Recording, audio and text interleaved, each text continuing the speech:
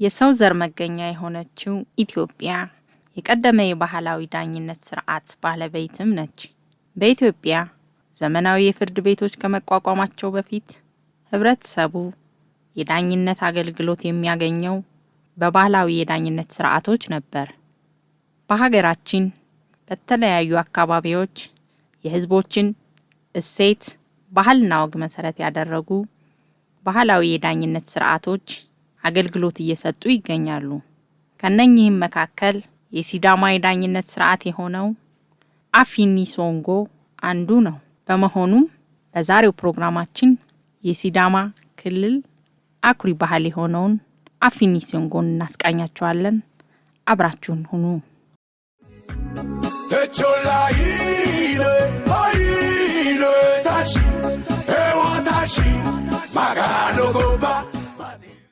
በሀገር አቀፍ ደረጃ በፍትህ ዘርፉ መሰረታዊ ለውጥ ለማምጣት የ3 ዓመታት የፍትህ ዘርፉ ትራንስፎርሜሽን እቅድ ፍኖተ ካርታ እየተተገበረ ይገኛል። በፍኖተ ካርታው ከሚተገበሩ አምዶች መካከል የመሰረተ ማህበረሰብ አቀፍ አገልግሎትን ማሳደግ አንዱና ዋነኛው ነው። የፍትህ ትራንስፎርሜሽን ፍኖተ ካርታ እቅድ አተገባበርን አስመልክቶ በህዝብ ተወካዮች ምክር ቤት የህግና ፍትህ ጉዳዮች ቋሚ ኮሚቴ 278 ኪሎ ሜትሮችን ተጉዞ የሲዳማዎች አኩሪ ባህል የሆነውን አፊኒ ሴንጎን ለመመልከት ሐዋሳ ከተማ ሐዌላ ቱላ ክፍለ ከተማ ቱሎ ቀበሌ ተገኝቷል።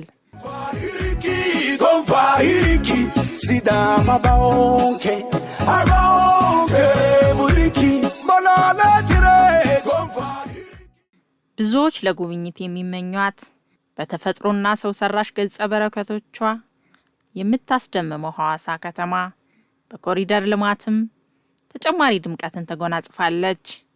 ክልሉ ለባህላዊ ፍርድ ስርዓት አፊኒ ሴንጎ ህጋዊ ዕውቅና በመስጠት የፍትህ ተቋማትን ጫና ለመቀነስ እንዲሁም ህብረተሰቡ በራሱ ባህል እሴትና ወግ እንዲዳኝ የጀመረውን ተግባር የበለጠ አጠናክሮ ሊቀጥል እንደሚገባ ቋሚ ኮሚቴው አመላክቷል።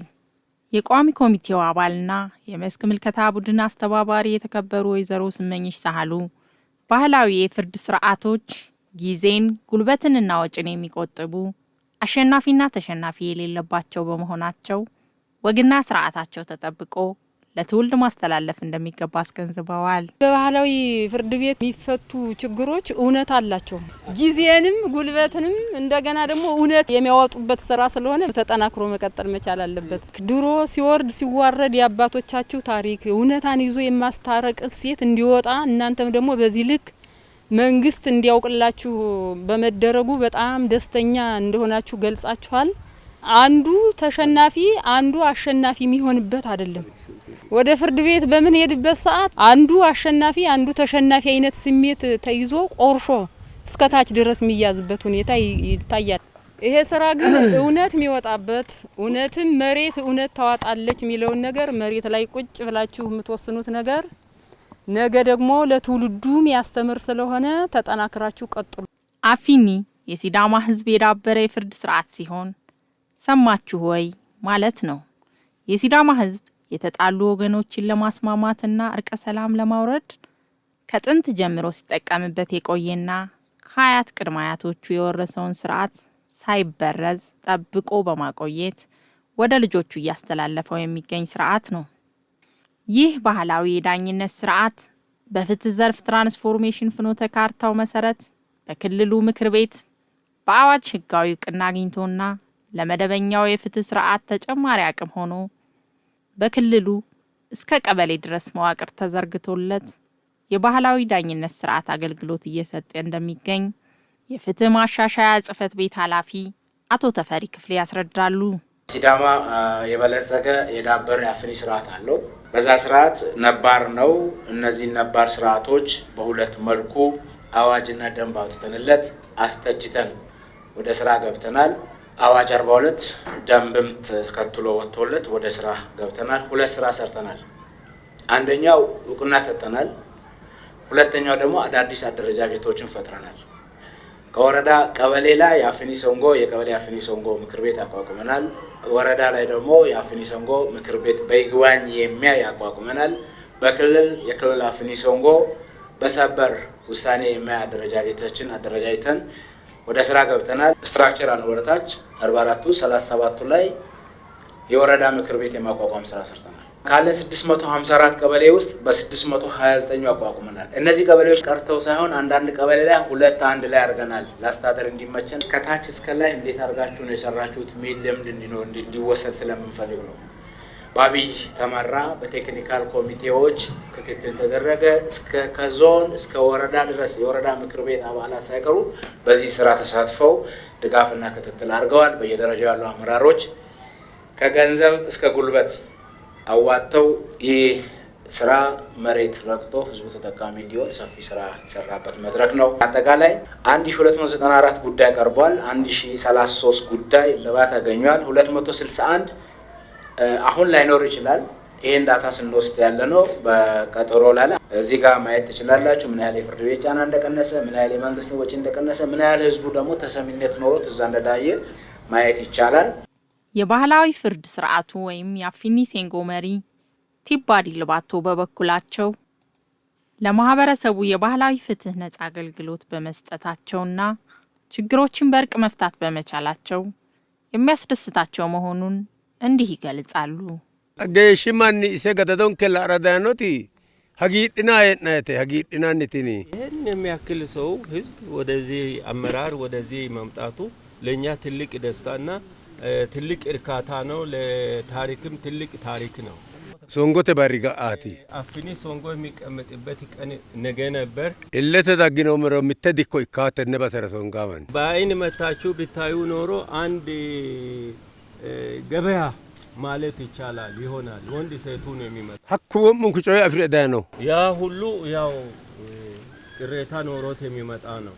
ሀኮንደ ኢሊኒ አጮናኒ ሆንጉሞ ረቀጠራኒ የተቻለንን ያህል የተናገርን ቀጠሮም እያስያዝን ጮና የነውም የችግሮችን እያየን ነው ያለ። ሾለ ሰዓት ጀመረሞ 4 ሰዓት ላይ እንጀ ቶና ለመተ ምንራነሞ በ12 ሰዓት ወደ ቤታችን ነው የምንገባ። ሶዶ እንቶሞ ሐወር ማርንቴ ማሻ ጧት ቁርስ 12 ሰዓት የበላ ሄደን ማታ ነው ምሳ የምንበላው። ካይኒ ሶል ትንን እንከረ ዱወላ ዋና መንግስት እለት ጋራንኪ አፉቲ መንግስታችን ይሄን ማድረጉና ደሞሳ እንቶሞ ገደቴታ ደሞዝ እንደ በላን ነው ደስ የሚለን። የአፊኒ ሴንጎ ጸሐፊ አቶ ሙልጌታ ሃሎ በበኩላቸው በአፊኒ ባህላዊ ፍርድ ስርዓት ተገልጋዮች አቤቱታቸውን በቃል ለሽማግሌዎች እንደሚያቀርቡ ገልጸው የባህላዊ ፍርድ ስርዓቱን በሚመለከት እንዲህ ያብራራሉ። እነዚህ ሽማግሌዎች በመጀመሪያ ይቀበላሉ፣ ሲሞታውን ይቀበላሉ። ከዚያ በኋላ እኔ ከስር እጽፋለሁ። አቤቱታ አቀራረቡም በጽሁፍ ሳይሆን በአፋቸው ነው።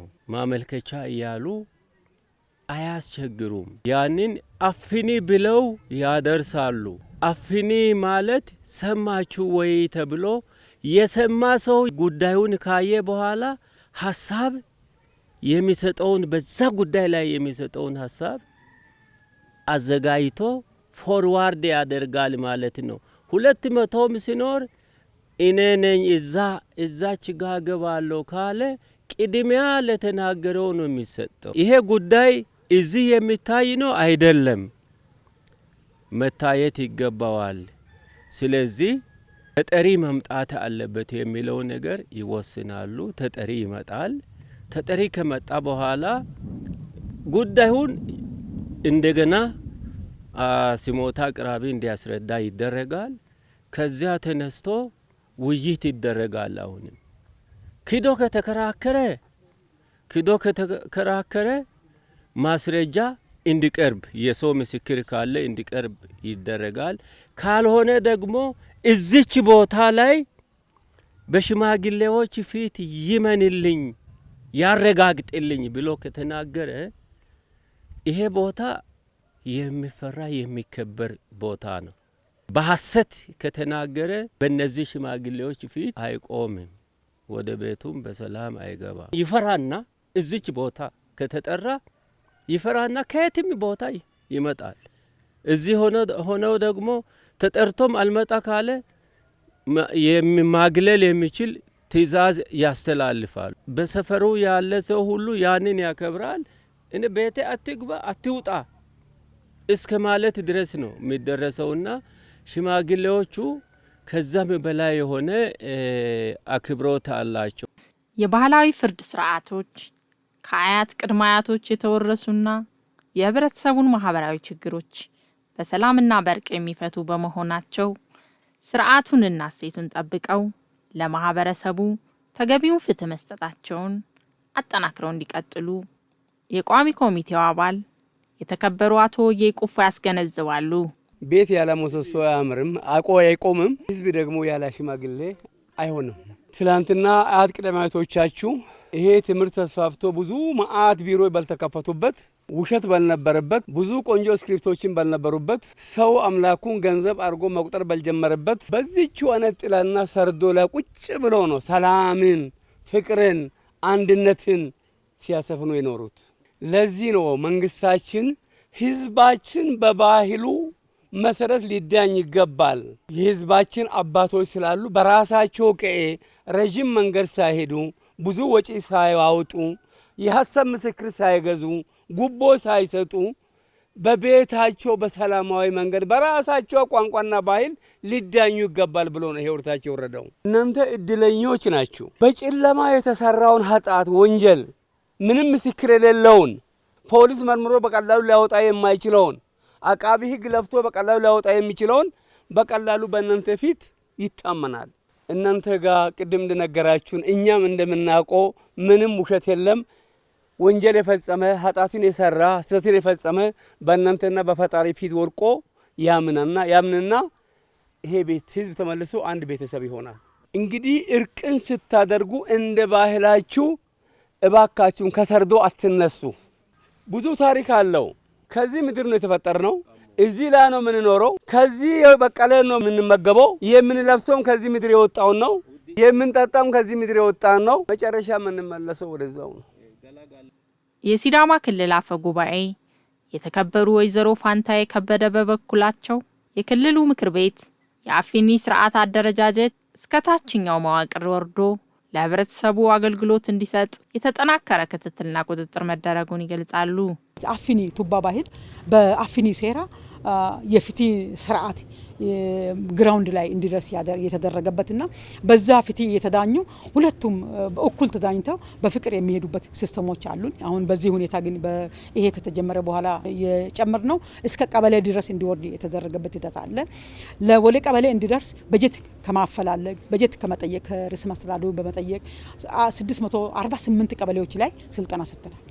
ስልጠና ብቻ ሳይሆን በህዝብ ታዋቂ የሆነ በህብረተሰቡ ዘንድ ተአማኒነት ያለው ፍትህን በአግባቡ ሰጥቶ ለህዝቡ ፍትህ ማምጣት የሚችልበትን ሂደቶች አማራጮችን መርጠን በህዝብ ተመራጭ እንዲሆኑ መርጠን ከቀበሌ ጀምሮ በወረዳ ደረጃ ከወረዳ በዞን ከዞን ደግሞ እስከ ክልል ያሉትን መዋቅሮች ካደራጀን በኋላ ወደ ስራ ነው የገባነው። እንግዲህ ወደ ስራ ከመግባታችን ጥሩ ውጤት ያገኘንበትም በፍርድ ቤት ያሉ ክሶችን ሁሉ ወደ ቀበሌ ወረዱልኝ የሚሉ አስተሳሰቦች የተፈጠሩበት የተፋጠነ ፍትህ ደግሞ ለማግኘት ከልማቱ የማይፈናቀልበትን ህብረተሰባችንን የፈጠርንበትና ምክር ቤቱም ይሄንን በምን ላይ ደረሰ፣ ምን ያህል ፍትህ እያገኘ ነው፣ ህብረተሰባችን ተጠቃሚነታቸውን እያረጋገጡ ነው፣ በልማቱ ለመሳተፍ የፍትህ ጥማት አላቸውና ፍትህ መሞላት አለበት በሚል ቀን ማታ እየሰራን ድንገተኛ ፍተሻም እያደረግን ግብረ መልስ እየሰጠን ስኬታቸውን እየገለጹ ያለንበት ሂደት ነው ያለውና በየሳምንቱ ሪፖርት ለጠቅላይ ፍርድ ቤት ይመጣል። የማህበረሰብ ፍትህ ስርዓቶች ክርክሮችን አሸናፊና ተሸናፊ ሳይኖር በእርቅ የሚፈቱና የፍትህ አካላትን ጫና የሚቀንሱ በመሆናቸው ህብረተሰቡ በቀየው ጉልበቱ ጊዜውና ወጪው ተቆጥቦ በባህሉ መሰረት እንዲዳኝ ስርዓቱን አጠናክሮ ማስቀጠል እንደሚገባ ቋሚ ኮሚቴው አስገንዝቧል። ክቡራን ተመልካቾቻችን ለዛሬ ያዘጋጀንላችሁ ፕሮግራም በዚሁ ተጠናቋል። ከቀሪ የኢቲቪ ፓርላማ ፕሮግራሞቻችን ጋር አብራችሁን ሁኑ። ተቾላይ